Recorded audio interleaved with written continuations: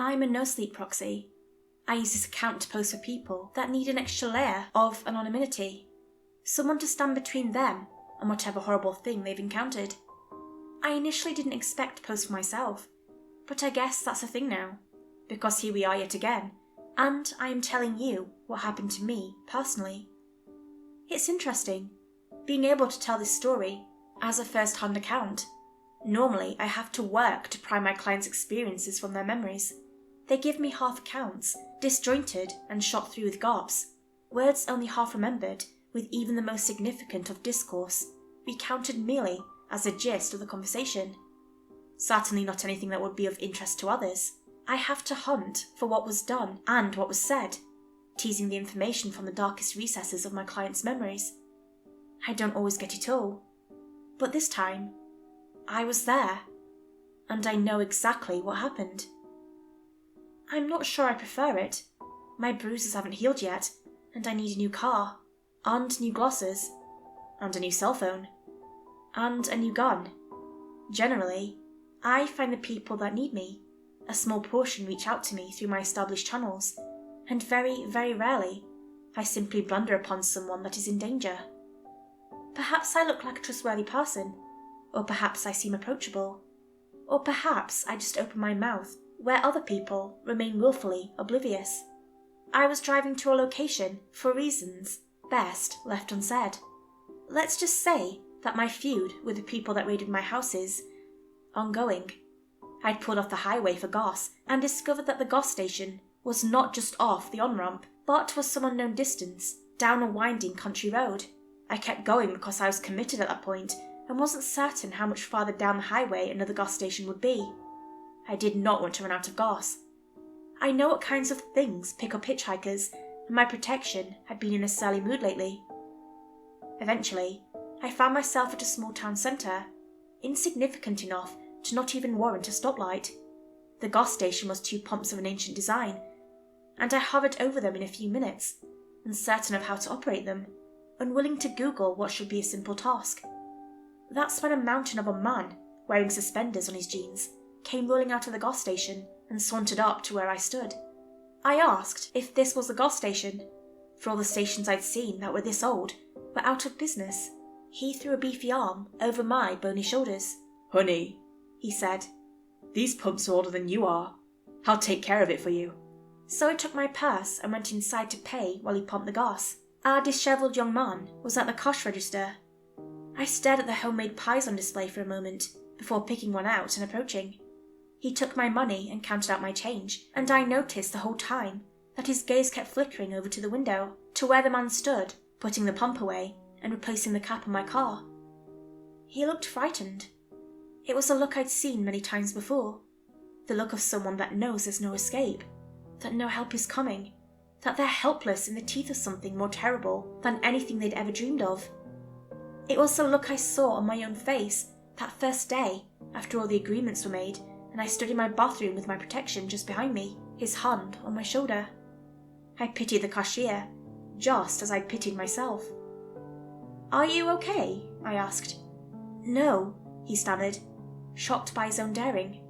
"You don't need to tell me now," I said smoothly, putting my change away. The important thing was to act normal, now that it was out in the open. "Where is some place you can meet me once you're off work?" "They're watching me." "Then I'll come to your house. I know how to avoid being seen." "Are you a reporter or something?" he asked nervously. "Sort of," I replied. "If you tell me what happened to you, I'll write it up and get it in front of people who will be sympathetic to your situation. I can't do much more than that." And there was no time left, for the large man was returning to the building, so he scribbled an address on a napkin and shoved it into the bag with my pie, and thanked me, and I was on my way. I paused to talk with the large man, giving the cashier time to compose himself, and he said something about how this gas was more pure than that city gas and would run in my engine better, and I listened dutifully before thanking him, and then I left. My plan was to head out to the highway and find a place further along where I could stop and regroup, figure out my approach for getting back here unnoticed. I didn't even make it that far. A police car came up behind me before I reached the on-ramp and pulled me over onto a gravel side road that dead-ended after only a handful of yards. "We don't get many cars this nice around here," he said when he strolled up to the side of my car, and I asked him what the problem was. Then he ordered me out so he could search it. "Looking for drugs," he said. I complained that merely owning a nice car was a flimsy excuse, but I think we both realised this was all a charade, and what he was really doing was ensuring that the scared cashier hadn't slipped me anything, which he had, which he found. And then I found myself face down on the hood of the police car, being handcuffed and searched for weapons. I was carrying my handgun, and my concealed carry permit was not for that state, so that didn't go well for me either.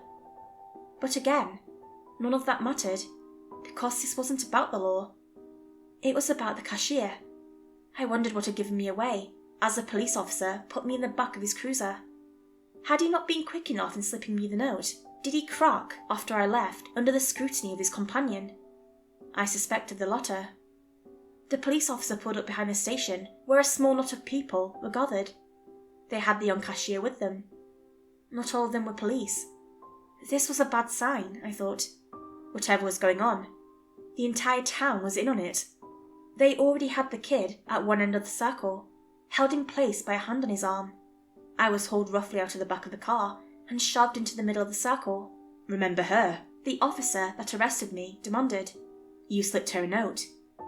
He looked sick. He glanced at me and then averted his eyes in guilt.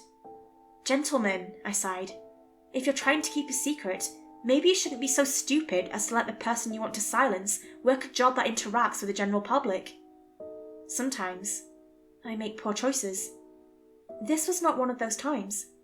The attention was off the poor, scared young man that was in over his head and firmly on me, who at least had some experience standing up to mean-spirited and sometimes murderous people. Also, this was not my first time getting the crap kicked out of me, which is what happened next. After I'd coughed up enough blood onto the pavement to satisfy them, I was hauled back onto my feet, and as I swayed between the two officers supporting my weight, the big man that had pumped my gas jabbed a finger into the chest of the cashier. "I told you to keep quiet," he snarled. "You don't want to be one of us. That's fine.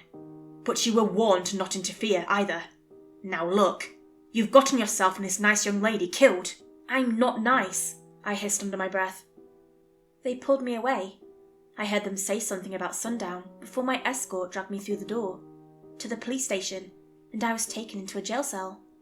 The only jail cell in the building, in fact, at the end of a very short hallway. I was thrown in with enough violence that I lost my footing and fell. They did not bother to remove my handcuffs. Then the door shut behind them, and I was left alone. They'd knocked my glasses off and broken them as well. While I can function to some degree without them, I was deeply annoyed. My protection finally decided to manifest. He stood over me a moment, and then reached down, grabbed my shoulder, and pulled me into a sitting position. I gritted my teeth against the pain of such a gesture. It wasn't dislocated, but I think it had come close to it. He knew. He knew they'd hurt that shoulder worse than the other. "Have you considered," I hissed, "not letting me get beaten?" "Have you considered," he replied coldly, "not being so wretchedly arrogant that it brings me joy to see you humiliated?" I am arrogant. I feel, however, that he is not in a position to judge me for it.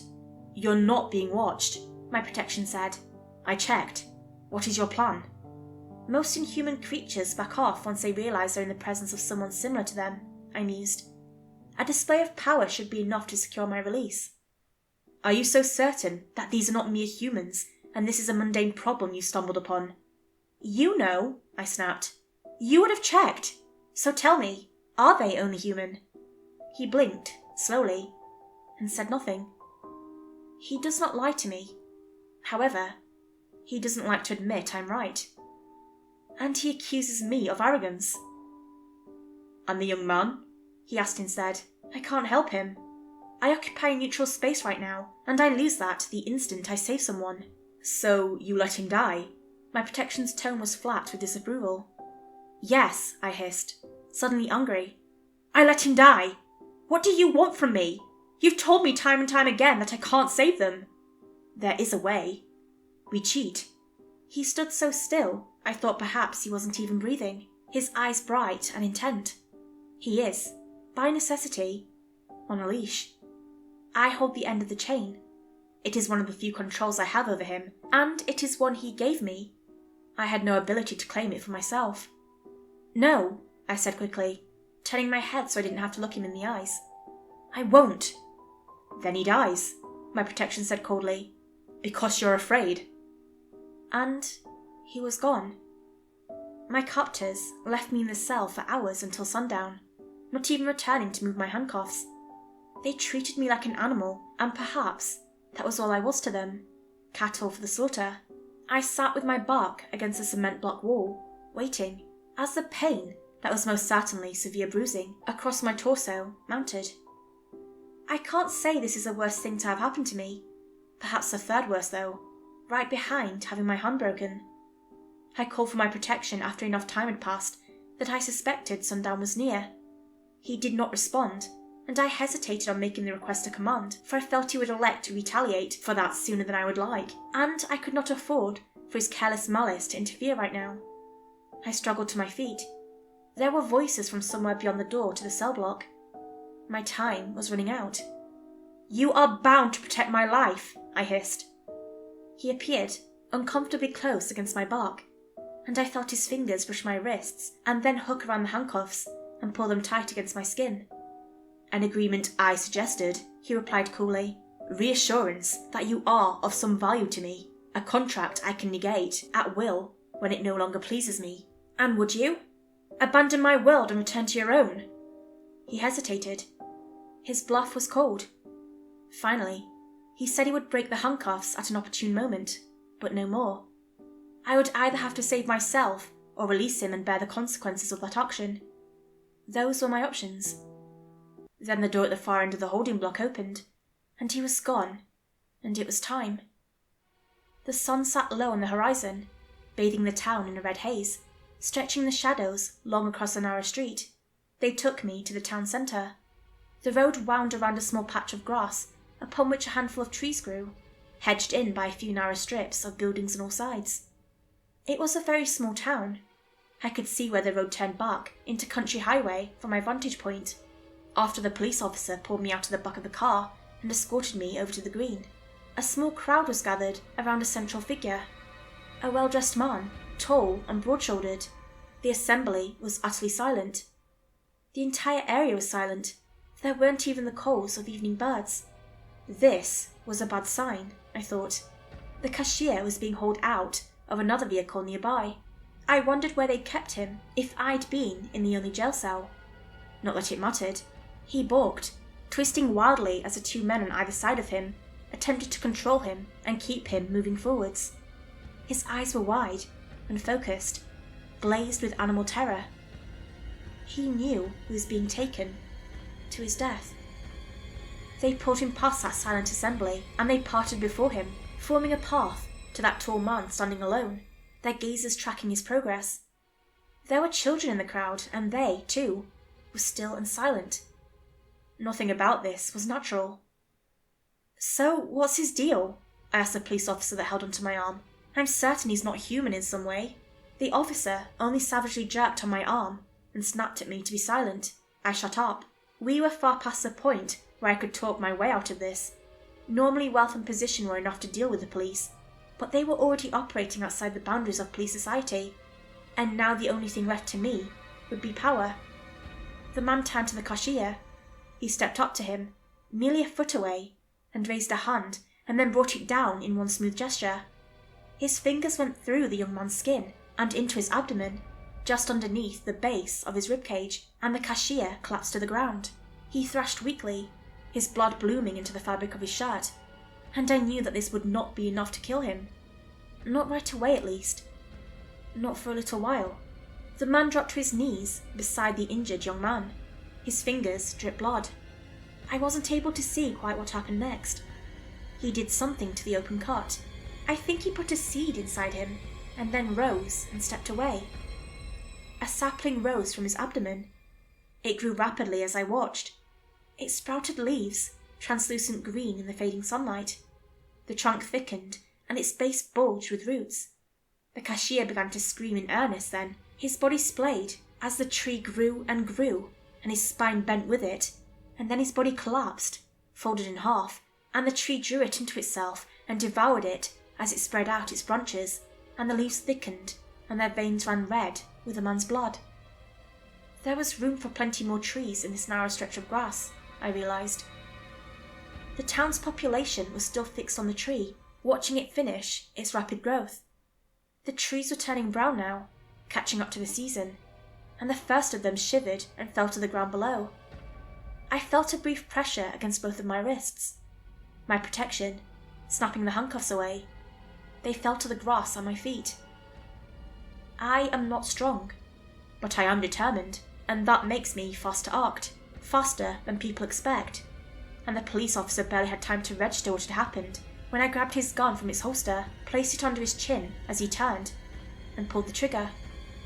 The town turned as a whole at the sound of the gunshot. My protection stood beside me, unmistakably inhuman, serenely confident in his own power. Dozens of blank faces stared at me, and I waited for the acknowledgement that I could go, that I was not mere mortal fodder for the sacrifice, that I was kin, of a sort, and immune from such a fate. Their leader dipped his chin slightly.